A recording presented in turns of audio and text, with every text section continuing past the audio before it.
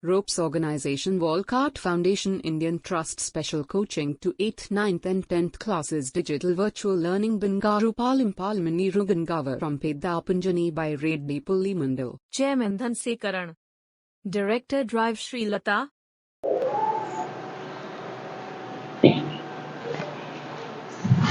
Hi, hello, welcome to Ropes Organization. This is Durga Prasad Reddy teaching in biology.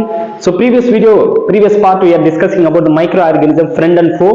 So దాంట్లో మనం ఏంటంటే ఒక part గురించి discuss చేసుకున్నాము. సో మైక్రో ఆర్గానిజమ్స్ అంటే ఏంటి, so types of micro organisms గురించి డిస్కస్ చేసుకోబోతున్నాం. So let us continue the topic. So next we are discussing about the micro organisms. So viruses కూడా మనకి మైక్రో ఆర్గానిజమ్స్ కిందకే వస్తాయి. So maximum we cannot see these viruses. So virus అంటేనే మనం కంటితో చూడలేనిటువంటిది. So virus కూడా మనకి ఏంటంటే మైక్రో ఆర్గానిజమ్స్ కిందకి వస్తాయి. So they are different from other micro organisms.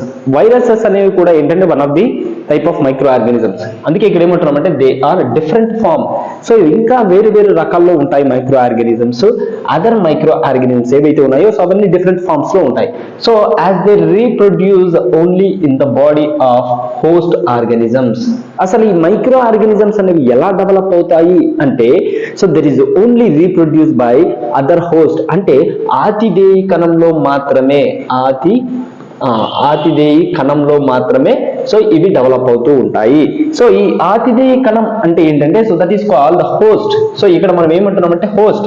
So ఏదైతే ఆతిథ్యం ఇస్తుందో అలాంటి కణాలలో మాత్రమే అలాంటి జీవుల్లో మాత్రమే ఇది రీప్రొడ్యూస్ అవుతూ ఉంటుంది. దీనికి ఒక బెస్ట్ ఎగ్జాంపుల్ చెప్తాను చూడండి.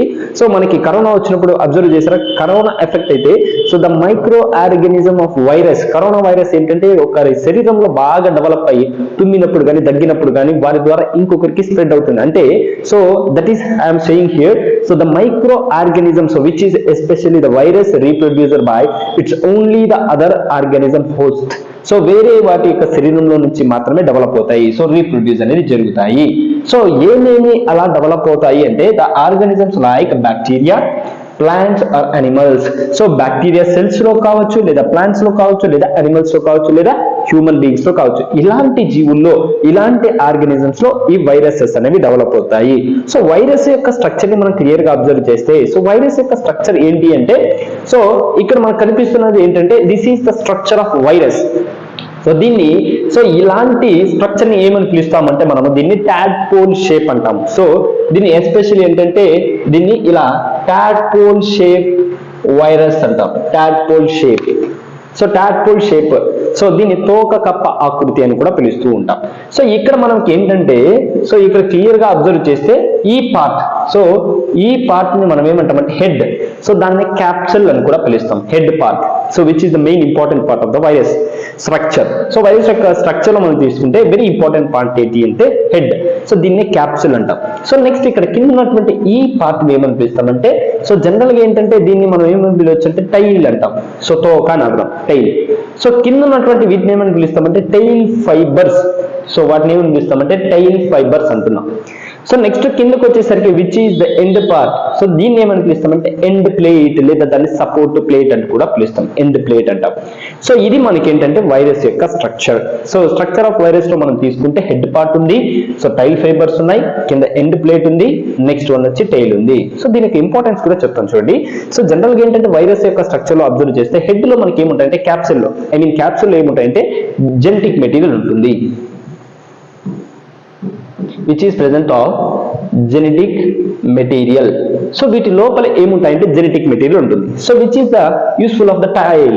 సో ఇక్కడ టైల్ యొక్క ఇంపార్టెంట్ ఏంటంటే which is the transfer of the genetic material to the other host or other organism. అంటే వేరే జీవిలోనికి, సో ఈ వేరే జీవిలోనికి కావాల్సినటువంటి జెనెటిక్ మెటీరియల్ ఇంజెక్ట్ చేయడానికి so this is giving the support. So ఇది సపోర్ట్ కోసం యూజ్ అవుతుంది ఇంజెక్ట్ చేయడానికి.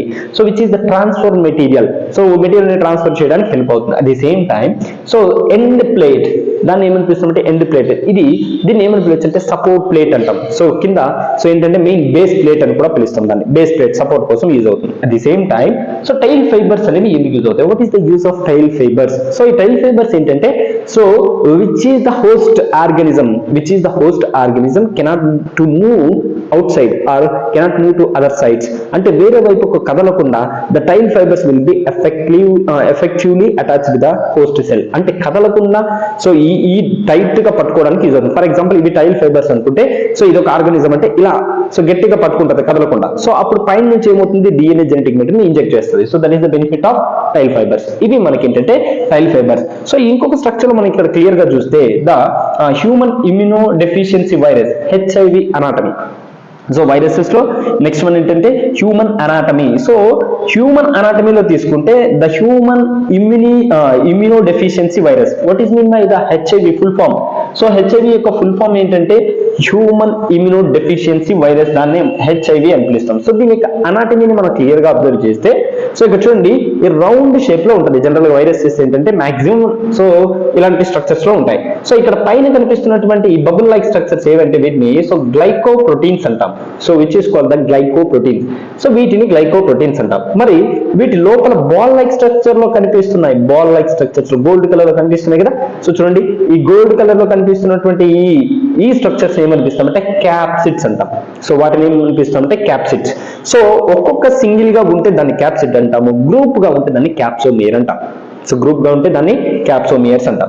సో నెక్స్ట్ వచ్చేసరికి ఇక్కడ రెడ్ కలర్ లో కనిపిస్తుంది కదా. సో ఈ రెడ్ కలర్ లో కనిపించేటటువంటి ఇదేంటంటే identical RNA stands, identical RNA stands. So which is called the genetic material. So దాన్ని ఇక్కడ ఈ మెటీరియల్ ఏమని పిలుస్తామంటే RNA genetic material. So general గా మాక్సిమం వైరసెస్ లో ఏంటంటే RNA జెనెటిక్ మెటీరియల్, DNA కూడా ఉంటాయి, బట్ మాక్సిమం ఏంటంటే RNA స్టాండ్స్, RNA జెనెటిక్ మాత్రమే ఉంటుంది. So what is mean by RNA? You know that RNA means ribonucleic acid which is the single stand.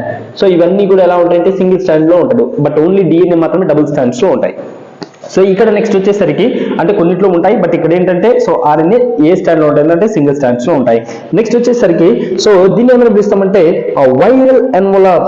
So this is ball like structures ఏవైతే ఉన్నాయో వీటిని ఏమని పిలుస్తామంటే viral envelope which is the protection layer of virus. Virus కి protection layer గా ఉన్నటువంటి దీన్ని viral envelope అని కూడా పిలుస్తాము. సో నెక్స్ట్ ఇక్కడ బ్లూ కలర్ లో కనిపిస్తున్నటువంటి ఈ స్ట్రక్చర్స్ ఏమని పిలుస్తామంటే reverse transcriptase enzyme. So RTE. So దాన్ని RTE అంటాం. So which is the enzymes, వాటిని ఎంజైమ్స్ అంటాము.